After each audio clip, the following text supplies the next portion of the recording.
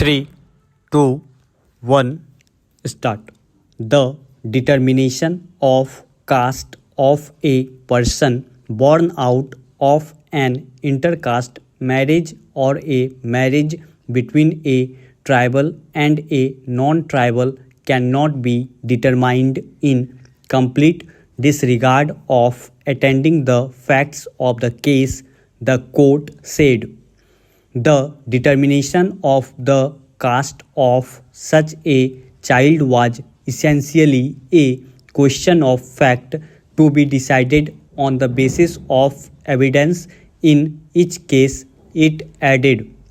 The court, while taking note of some earlier judgments, admitted that there may be a presumption that such a child has the caste of the father, but stressed that the child could not be denied the right to rebut the presumption.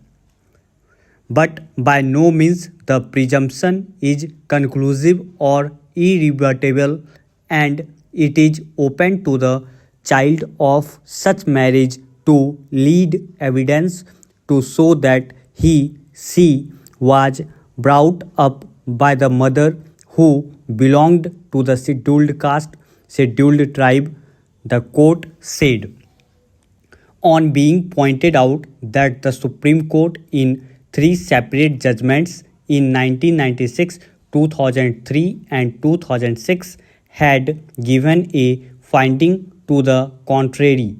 The bench said there were indeed observations to the contrary in the three decisions, but it was of the view that such observations by no means formed the ratio of the decisions so as to lay down an inflexible rule. While dealing specifically with the 1996 judgment in the Valsama case, the court said it had doubts on the correctness of the verdict. In view of the analysis of the earlier decisions and the discussion made above, the legal position that seems to emerge is that in an intercaste marriage or a marriage between a tribal and a non-tribal, the determination of the caste of the offspring is essentially a question of fact to be decided on the basis of the facts adduced in each case.